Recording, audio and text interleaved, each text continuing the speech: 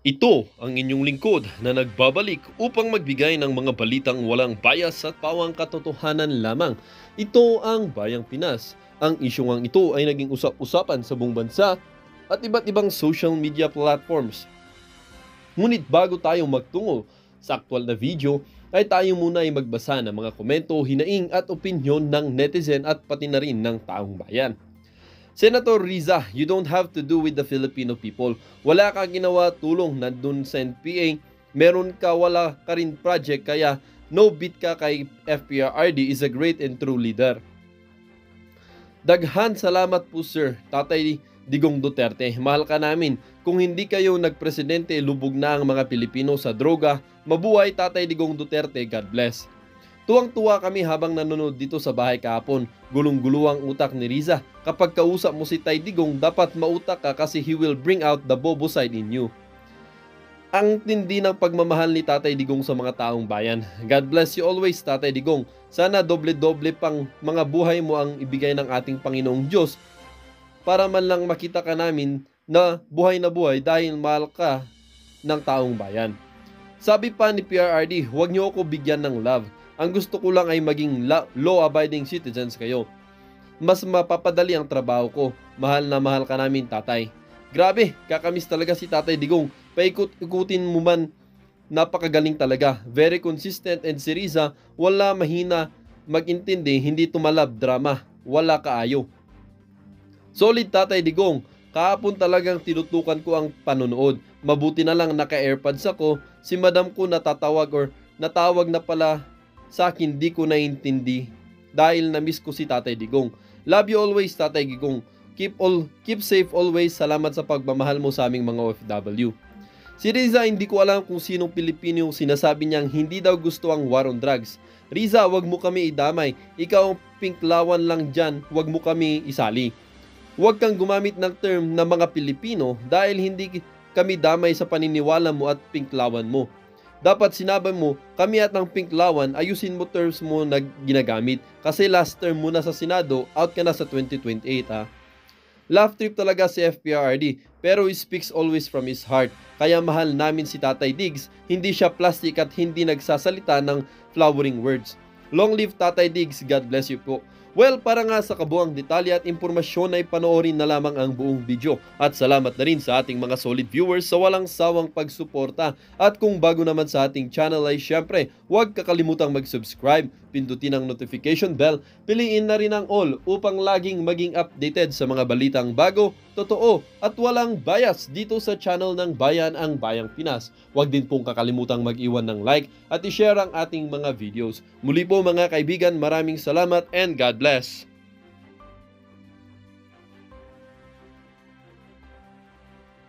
Bago natin puntahan itong si Risa Hontiveros, pasadahan muna natin ang pagbisita nitong si dating Pangulo Rodrigo Duterte sa mga biktima diyan sa mga biktima ng bagyong Christine diyan sa Bicol region. Ito lang ang tanong ko dito mga kababayan. Sino sa mga politikong madadaldal ngayong mga panahon na to, ha? Yung mga madadaldal, yung mga maiingay sa social media, yung akala mo talaga mahal na mahal nila sa bayan ng Pilipino. Itong mamang to, hindi na presidente. Wala siyang posisyon, ordinaryong Pilipino. Pero kung puntahan niya, pasyalan niya yung ating mga kababayan na talagang nangangailangan, randam ho natin yung pagmamahal. Nung nakita ho natin ang caption niya, hindi ho natin malaman kung maluluha tayo o ewan eh. Hindi na ho ako maluluha dito. Baka makita nyo, nakakahiya naman. Pag ako na lang, yung solo na lang, di ba? Kayo dyan, kung gusto nyo maluha, bahala ho kayo dyan. Di ba? Tingnan nyo naman ho ito mga kababayan. Tingnan nyo yung kapit nitong ali na to kay dating Pangulo Rodrigo Roa Duterte. Ganyan ho, tanggapin ng ating mga kababayan itong si Tatay Diggs. Kaya para doon sa mga maiingay na politiko, kagaya nitong si Abante, kagaya nitong si Fernandez, si Barber, si Risa Hontiveros, si Dilima, gawin nyo muna, bago kayo magdadaldal dyan, dyan sa mga committee na yan, gawin nyo muna yung mga ginagawa na yan itong si dating Pangulo Rodrigo Duterte. Wala hong di ba? Talagang purong pagmamahal lang. Hindi na ho makakatakbo ng presidente yan. Hindi na ho tatakbo ng senador yan. Mayor lang ho tatakbuhan yan. Kung ano lang yan, pakialam nyo dyan sa mga nasalanta na yan, di ba? Pero dahil mahal niya ho ang ating mga kababayan, kaya ho niya ginagawa yan. Kaya ho ginagawa ni dating Pangulo Rodrigo Duterte yan. At dahil dyan, bigyan ho natin ng masigabong palakpakan at isang matigas na saludo itong si Tatay Digong. Saludo, saludo dito kay Tatay Digong. Ayun na nga ho mga kababayan, pasadahan na ho natin to. Hindi ho natin napasadahan kahapon to kasi napakarami hong ganap, no? Merong press con si Tatay Diggs, merong hearing dyan, merong balita dito. Kaya inano ho muna natin yung dapat makonsumo ng ating mga kababayan kahapon. Yun hong mga inuna natin. Kaya ngayon, pasadahan na ho natin itong kay Senator Risa Hontiveros. Ayun, umpisa na ho natin itong mga kababayan. Game, game, Thank you. game. Senator Risa Ontiveros is recognized. Salamat kayo, Mr. Chair. So, Pag naririnig ko yung salamat kaayo na, ano ba ibig sabihin ng salamat kaayo? Lagi yung sinasabi nitong si, salamat kapatid, salamat kapanalig. Ano ibig sabihin ng salamat kaayo na yun? Mula noong naupo dyan si Risa Hontiveros pagka nagsasalita siya, sino ba si Kaayo? Ba't mo pinapasalamatan? May utang ka ba kay Kaayo? Dati mo bang ex si Kaayo? bago po magsimula, gusto ko lang po Oh. ipaalala sa ating lahat na seryoso usapin ito. At Lang, tiwala ko sa paalala Chairman lang ng Sangkot paalala. na seryoso tayo dito. Ganun ho talaga, Senator Risa Hontiveros. Pagkayang si dating Pangulong Rodrigo Duterte, nagsalita yan, talagang magpapalakpakan ng madla. Kasi merong sense ang mga sinasabi. Kung pagka nagsasalita ho kayo, hindi nagpapalakpakan yung mga kasama nyo dyan, yung mga nanonood sa hearing na yan, ibig sabihin ho, puro basura lumalabas dyan sa bungangan nyo. Ganun lang ho kasimple Session yun. hall. So siguro, tigilin na natin yung nakasanayan natin na normalize at gawing katatawanan ng patayan. Sir, sabi nyo, when you are confronted by a criminal, you must overcome the resistance. Ibig po ba sabihin na lahat ng na EJK may baril? Kasi kung gano'n, nasan na po kaya yung mga baril? Dapat may libo-libo ng baril sa custody ng PNP. Do you have any thought on that? No, that is you're asking somebody somewhere or to make an accounting which is not possible. That your question cannot be answered here. All right, sir. So, but I think it can be questioned kung hindi nyo kayang i-address, itatanong po namin sa PNP. Sabi nyo rin po kanina, you take full legal responsibility for the consequences of the drug war. Yes. Kanina rin, Yes. kanina rin sabi nyo maraming mali. No? So, halimbawa, si Kian De Los Santos, menor de edad, Naku. hindi armado. By the way, yung mga nanay at tatay nitong si Kian De Los Santos, kinita ho itong si dating Pangulong Rodrigo Duterte noong presidente pa siya. Binigyan ho ng assurance ni Tatay Digong ang pamilya na yan na matatanggap nilang hustisya. At yun nga ho ang natanggap ng pamilya nitong si Kian. Kaya yung tito niyang nandyan, di ho natin alam. Wala yung magulang ni Kian dyan. Ang nandyan ho yung tito niya. Hindi ho natin alam bakit nandyan yung tito niya. Ha? O, baka nakausap ho ng ano nga kasi tawag doon sa mga bruha na nasa likod nito si Risa Hontiveros. Mukha naman ho talagang bruha, di ba? Itong alin na to, ito. Di ba mukha ho siyang bruha, di ba? Mukhang nangangagat eh. Makaawa, pero Tignan nyo pinatay naman. ng mga pulis sa drug war. Oh. Do you take responsibility for the death of Kian De Los Santos? The Ako. criminal act, hindi naman siguro. The death. You take responsibility for his death. Walang maniwala na abogado sa akin yan. That Hindi would po, be sir. a long shot. Hindi po abogado. Nandito pa lang tayo I sa was Senado, hindi sa referring Korte. to the policy na ginawa ko para sa mga pulis. Yes, sir. Sabi At ko, nagbunga for that, yung I polisiya. take full responsibility Yes, for and that. what about yung bunga ng polisiya na libo-libong namatay kasama si Kian De Los Santos? Do you also take full responsibility for that? Because Patango-tango yung si bruha, oh. Pag ganyan-ganyan, alatang-alatang siya nagsulat ng tanong. Tingnan ko kung anong sasagutin ni Digong dito sa mga tanong ko, Talagang, ang dating ko kasi ng mga staff na yan, kala nila, ang gagaling nila. Naku, matitiklo natin si Digong dito. Teka yung mga pulis, nakadisgrasya dyan kay Kian De Los Santos, nakakulong ho, wala na ho sa serbisyo, pinanagutan ho nila yung mga kamalian nila. Ibig sabihin, meron hong kamalian. Ano sabi ni Tatay Digong? Artikulo ng DDS, versikulo 9. Ang sabi ho niya, pagka mali ang pulis, ako mismo dadali sa kanyo. Anong ginawa nitong si Tatay Digong dun sa mga bumira dito, nakadisgrasya dito kay Kian De Los Santos? Wala, si Baku sila, kulong pa. O talaga madam, nakakulong na yung mga... Again, pagdating ho sa pulis, Ang target ho ng mga yan, promotion. No, ngayon siguro sobrang atat nitong mga 'to, gusto nila magkaroon ng promotion, trabaho sila ng trabaho, pati yung mga 'di dapat trabahuhin, tinatrabaho nila. Pero hindi ho natin alam kung ano yung, nangyari dun sa kaso na yun, kung talagang runner ba o kung ano man nangyari. Pero may nasawi ang bata, napaka-sensational ng issue, talagang pinag-usapan sa media. Sibak yung mga pulis, kulong yung mga pulis, gano'n lang ho kasimple yun. Ibig sabihin merong kamalian, pero hindi naman ho lahat puwede niyong isisi dito kay dating Pangulo Rodrigo Duterte, Madam Risa.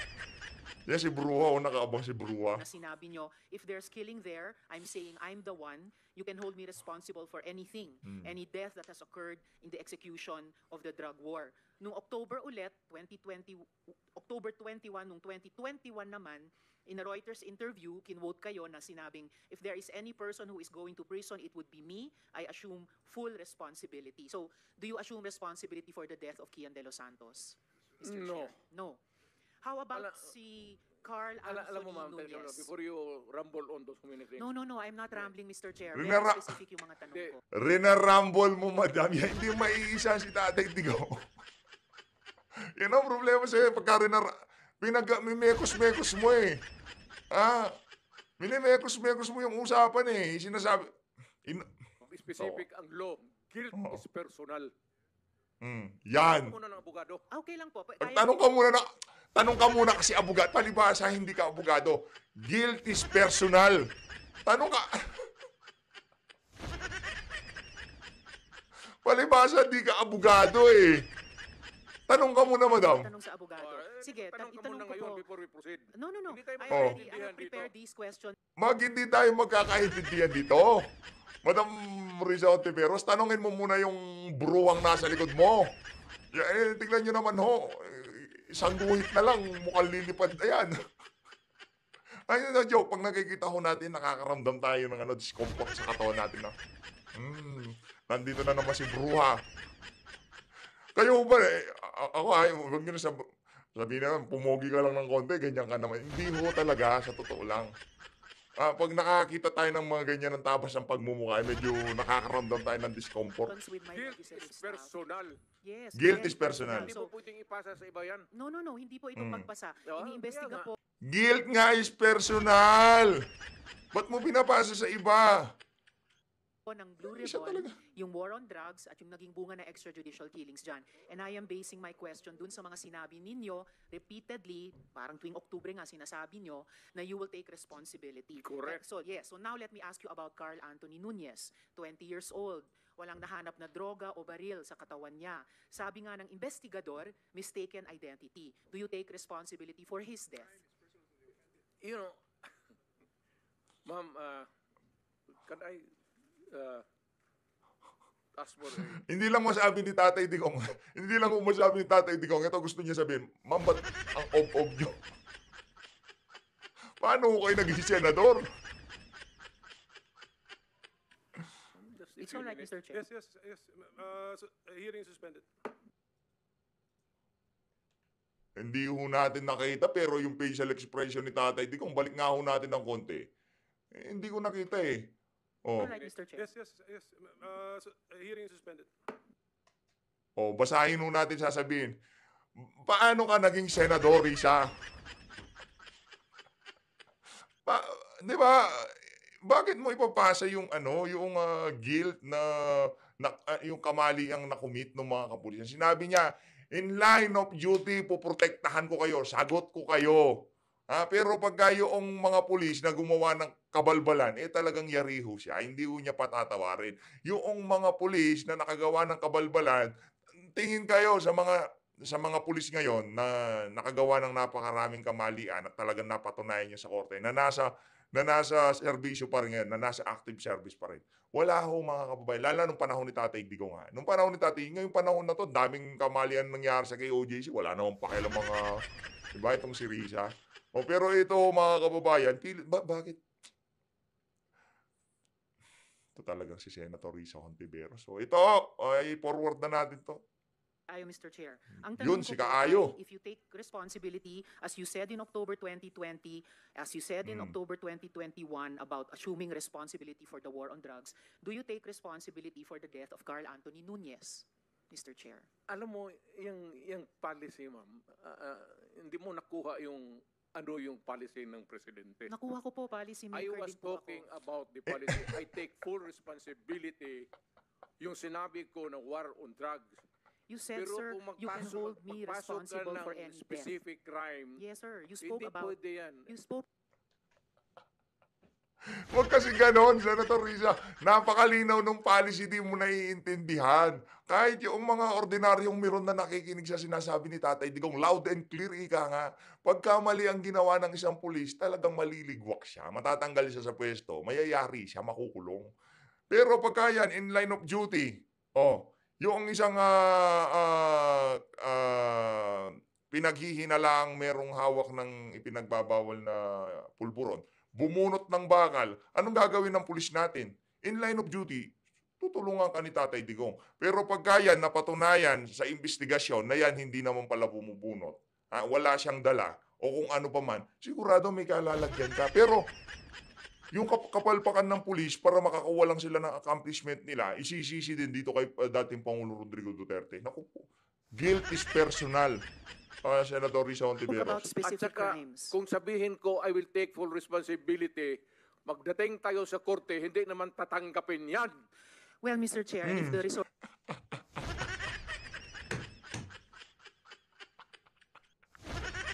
Alam to, paano ka dyan?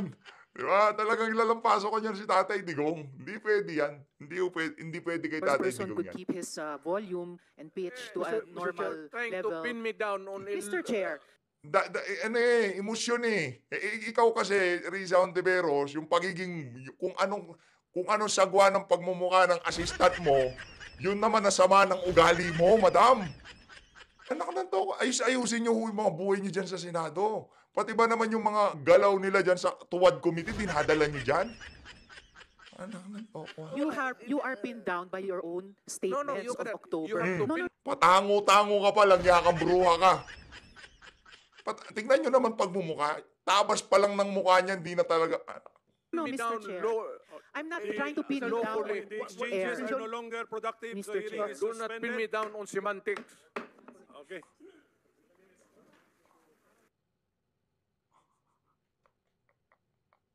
Do not pin me down on semantics. Tuloy ho natin. Yung kasi mga tanong ni Bruha mga walang Hearing is kwenta. hereby Nakakatawa. resumed. Senator Yun. Hontiveros Game. has the floor. Salamat kaayo, Mr. Chair. So, i-summarize ko na lang yung unang line of questioning ko. The point of my question tungkol sa assuming responsibility or not kina Kian, Carl Anthony Nunez, Sabi siguro nitong si Bruha, palpak ako ngayon, di ko nakuha si Digong. Tingnan nyo naman ho yan. Abogado yung nasa likod mo, Risa, tanongin mo. Isit ka. Nagkagalit mo na ako. Hindi ako nag-aano dito, ha. Ito, makita ko lang sa daan tong Bruha na to, magpapasignature ako sa kanya. itatanong ko rin dapat si Althea Barbon na 4 years old at si Carl Arnaiz at si Reynaldo de Guzman alias Kulot na-confirm sa Caloocan. Gusto mo isa-isahin natin yung mga nabiktima ng mga kakalimang grupo na hindi mo pinagtatanggol dyan? Yung si, si Buok, yung nasawi na yon, ba't di mo sinasabi dyan? Ang gumurgor doon yung mga makakaliwang grupo. Yun sa war on drugs lang yung na. Kung pag-uusapan ho natin yung mga nasawi, pag-usapan ho natin lahat. Nagsi-cherry picking kayo yung mga tatama lang sa mga kalaban nyo sa politika yung mga nasawi doon sa kay OJC compound, yung mga natirgas. Pag-usapan natin yun, gano'n? Yung inatake sa na nagurgur doon.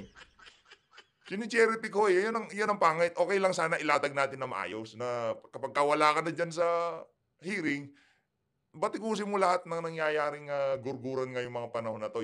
Yung batang natagpuan sa loob ng sako. Yung batang natagpuan sa ilalim ng kaparadol, cabinet. Hindi natin pag-uusapan yon.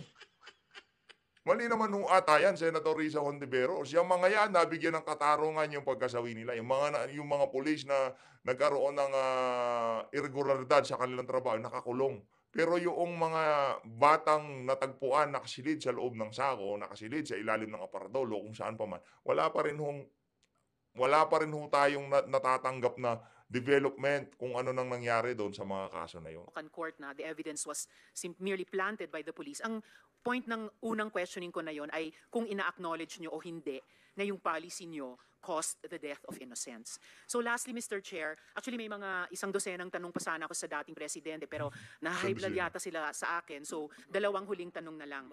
Una po, Walang na high blood sa iyo, madam. Walang na high blood. Tatawa naman tong si Brua. Marami yung kasing mali ho kasi yung pagtatanong nyo. Akala nyo matitiklo nyo itong si Tatay Digong. Walang na high blood. Kung meron na high blood dito, yung bruwang nasa likod mo, patawa-tawa, sarap anuhin no? yes, Alam nyo? Mr. Chair. Ganun lang siguro kasi excited lang ako. First time ako naka-appear ng Senate. But walang personalan yan. It has nothing to do with you, yung character ko. Yung boses ko lang kasi excited.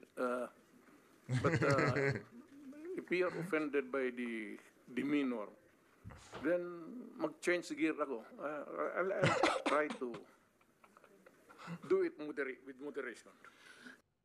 Napaka-gentleman, palakpakan ho natin. Palakpakan ho natin si Tatay Dig. Napaka-gentleman itong si Tatay Dig. Saludo pa rin, saludo. Daming nakakami sa'yo sa Tatay Dig. Balik ka na, kahit di na pwede. Pagka bumalik ka din, okay lang sa amin. Salamat kaayo, Mr. Continue, ma'am. Chair. Continue. Salamat kaayo, Mr. Chair. At saka, Hindi, sandali, ma'am. Mr. Ganito, Chair. and I'm addressing lahat kayo. Taga-probinsya po ako. Hindi ninyo pwede akong masumo na papaulit-ulit. Pag ginawa ninyo yan, isnabin ko kayo. Wala akong pera. I am not that rich na mag-travel dito sa aeroplano. Mahal yan. I am, bubuhay ako sa retirement pay ko. So, pati itong pamasahe ko, retirement pay ko yan. Wala akong negosyo ever since. Gobyerno lang ako. I have been an employee of government ever since. Kaya, I do not have my... Dapat sabihin mo, Tay, sabihin mo ganito, hindi mo kung gaya, Risa. Wala ka negosyo pero mayaman ka. My public life is open to everybody.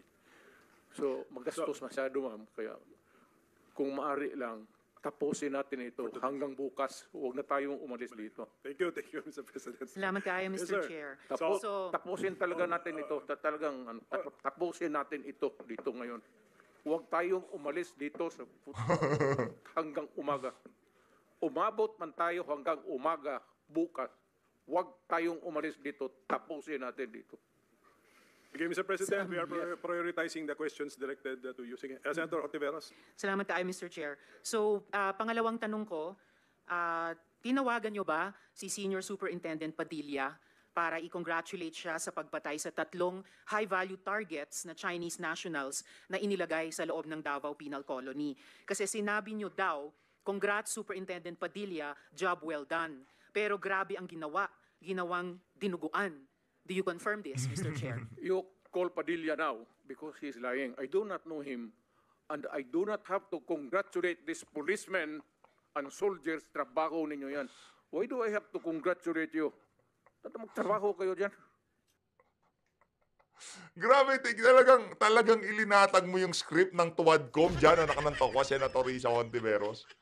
Talagang linatag mo, hindi pa ba sapat sa inyo na merong isang pulis, na Kernel, itong si Geraldo, na tila bagang gusto siyang, merong gusto mga ipasabi sa kanyang mga bagay dyan sa Tuwad Committee na yan. Talagang kakaladgarin mo pa rin yung mga findings nila doon. Di ka nahihiya, Senator Risa? So you do not confirm na tinawagan nyo si I do Senior Superintendent Padilla? I only congratulate people with who itong mga police na graduate with honors kasi nagtuturo ako sa Police Academy. May congratulatory message ako. Pero congratulate ako ng ano. Well, Mr. Chair, of course, absolutely hindi naman natin kailangan investigate yung graduating with honors sa academy. Pero yung EJ case sa war on drugs, kailangan talagang kaya natin iniimbestiga. Kaya ma'am, huwag Mr. tayong Chair, umalis dito sa kwartong ito hanggang matapos ang gusto ninyong kunin sa akin. Well, Mr. Chair, so yung huling tanong ko for today, for the record, Bakit ano tinawag Mr. ninyo Chair. ako dito tapos yan lang ang huli ninyong tanong? mga colleagues pa yata tayo, Mr. Chair, na magtatanong sa dating presidente. Ang So, bira, for oh. the record, sinasabi nyo ba na ang mga drug users at drug criminals ay Mainang nila lang to nilang si mamatay na lang ano? kesa pumunta sa jail? O para i-paraphrase ko si Patricia Evangelista, do some people need killing, Mr. Duterte? Ma'am, presidente ako. Nagagastos ako sa gobyerno. Bakit ako magbubuhay sa mga putang inang yan? Kung yung pera na ipapakain ko dyan sa preso, ibigay ko na lang doon sa mga tao dyan sa walang bigat. So mas okay Walang pong trabaho. patayin sila kesa Wala ipreso mo pakialam sila? dyan sa kriminal, ma'am. So thank you for making that of record. Alam sa kriminal kung saan silang impernong gusto nilang pumunta. Well, Mr. Chair, for the record, You make your own history in this planet. yes, Mr. Yun Chair. ang gusto nilang mangyari. Doon sila Correct. sa impyerno. At doon Yun lagi natin sinasabi dito. Kung yan pinasok nyo, tapos napasok kayo, huwag kayong iiyak pag nagurgur kayo. At yung mga gumagawa ng, yung mga illegalista, yung mga gumagawa ng masasama, sabihan nyo yung inyong mga mahal sa buhay. Kunyari kayo, nag-hold up kayo, ng kung ano-ano, nasa illegal kayo, mga illegalista, sabihan nyo yung inyong mga mahal sa buhay na pagka nagurgur ako, huwag kayong iiyak-iyak kasi pinasok ko illegal. Kasi pagka nagurgur ako dito, sisisihin yung gobyerno, naku, kaya walang nangyayari sa bansa natin. Paulit-ulit lang ho ang cycle ika nga, di ba? Pagka mayroong nagurgur, isisisi sa mga pulis, isisisi sa pamahalaan, isisisi kung kani-kanino. Matatakot ang mga pulis, lalakas ang loob ng mga dahil pinagtatanggol sila nitong mga individual na kagaya ni Risa Hontiveros. Paulit-ulit lang ho. Ngayon, pagka wala tayong leader na kagaya ni Tatay Digong na meron talagang political will, naku, yari ho tayo dyan. tayo magkita. Well, Mr. Chair, wala namang jurisdiction ng Senado sa impyerno. Dito lang sa bansa natin pwede tayong mag-investigate. Doon tayo pupunta. Well, wala po akong ambisyon pumuntang impyerno pa. Pero Mr. Ay, Chair, wala kang ambisyon. Yung nasa likod mo, parang meron imbitasyon. Tingnan nyo na ang pagmumukha yan. Pasintabi ho, pasensya na. Yun, isa ho kasi sa pinaka walang yung stop dyan sa Senado. Para sa akin, opinion ko to. Yung stop ni Risa, yung mukhang buruhang nasa likod. Buruha nga eh. Hinay-hinay ka, Madam Risa, baka isama ka niyan. ang punto lang nito, ang punto lang nito, Hilahin kita mo. Hilahin daw siya ni Tatay Digong. nung magsisimula ang anumang police operations. Ulitin drug-related natin. police- Epic yan.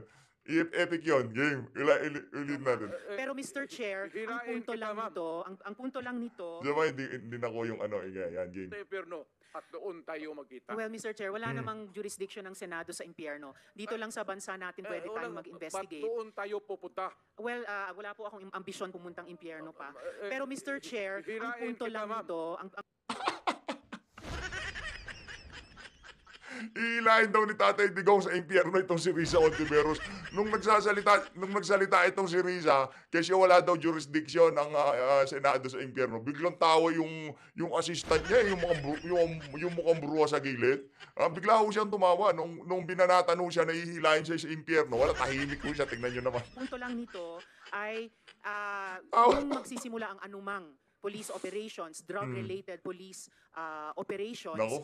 supposed Sabi siguro niya, wala, hindi umubra yung mga binigay kong tanong dito kay dito sa amo ko. Mayayari ako nito sa kanya to be mamaya. at sinabi ng mga resource persons, merong Susulat-sulat pa siya, operations, merong continuum of force sa pag-enforce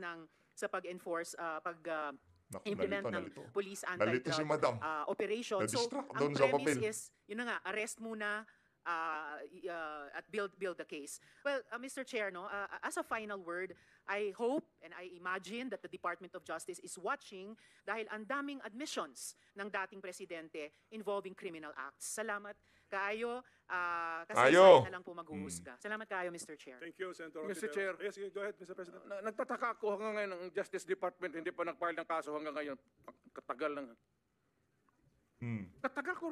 Matagal ako pumapatay ng tao hanggang ngayon hindi pa sila nakapile ng kaso. Mr. Chair, another addition to the list that's growing by the minute. Okay, for the record.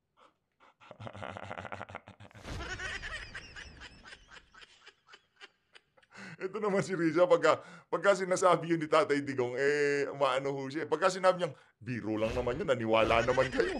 Wala, tapos. Di ba? Record, Mr. President. Masyado mga... Wala, Mr. President, for the record, kasi may nagtanong din sa akin eh.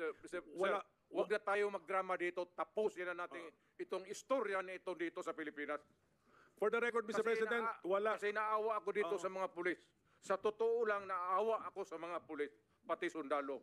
Kaya ako po, akin, mind and mind alone. Pag nag-inutusan ko ito, mag-operate itong mga buang na ito, kung anong mangyari akin yan, I'm emotional because I've been longing to state this particular sentiment. Protektado ko yan sila.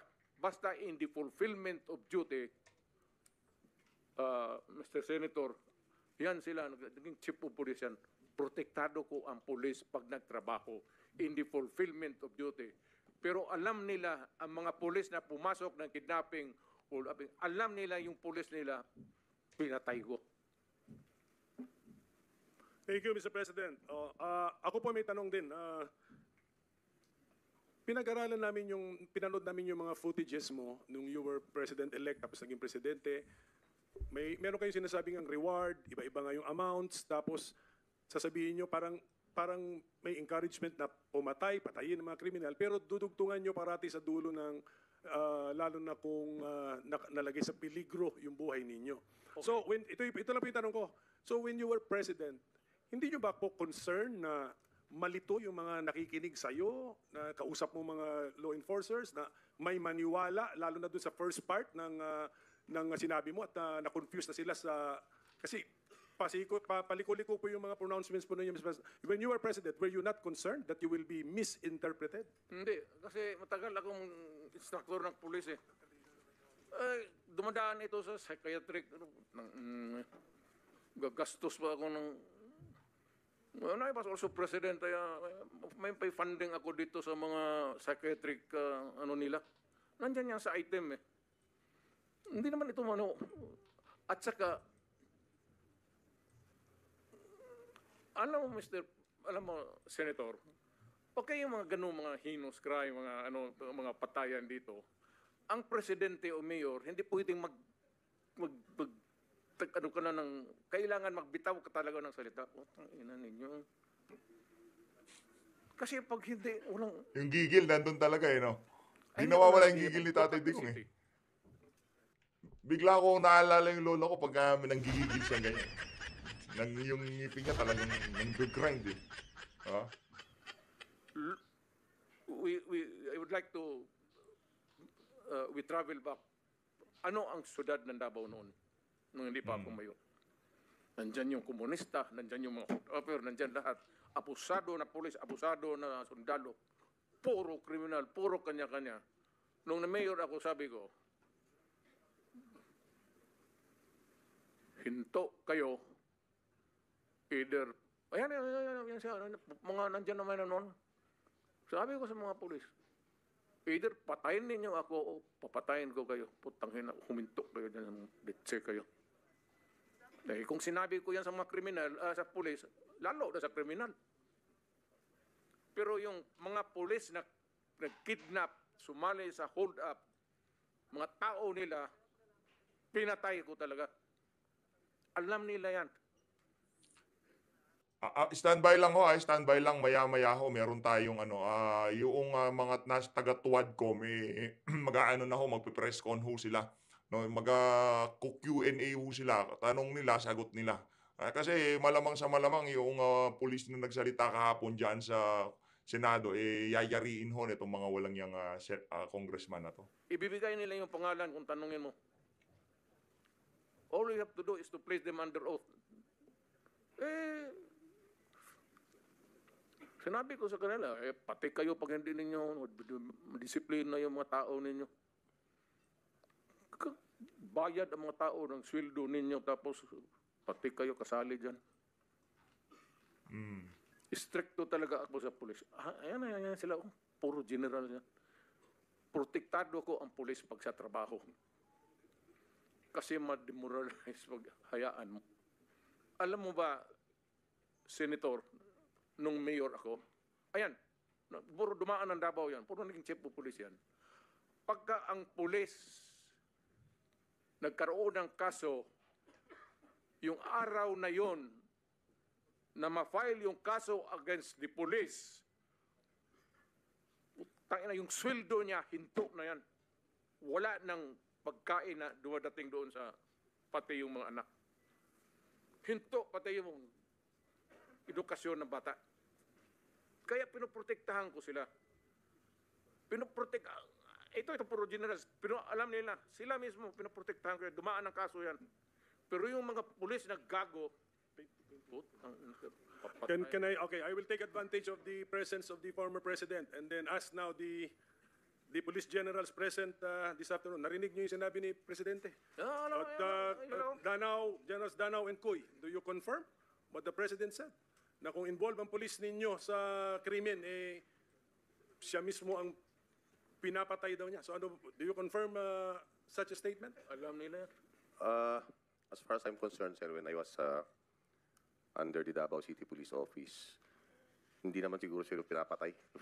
Sige, tell us. As far as I know, sir, wala man pinatay po si Mayor talaga. What do you do? What do you do to the policemen involved in crime? Policeman is involved in crime, sir. Yes, okay. That's the scenario. Oh. Sir, nung panahon ko, when I was the city director, there was one policeman who was discharged for illegal drugs. And unfortunately, hindi ko na lang po i-mention yung pangalan kung sino yung congressman na nilapitan at na-reinstate po sa serbisyo, in short. Okay, he was already discharged from illegal drugs. Wala pang 1 year, sir. Walang ginawa kundi magmaoy, mamaril, at binabaril niya, sir, yung kanyang misis, binabattle indok niya yan.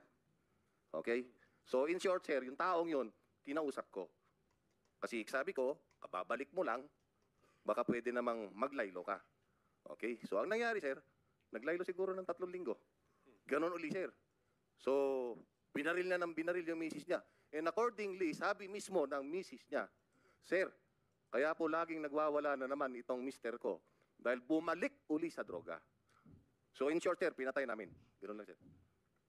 Anong circumstances? Meaning pinatay ninyo, paano? Sir, lumaban, sir, eh. Pulis, may sariling baril, sir. Binabaril nga niya yung misis niya. Kami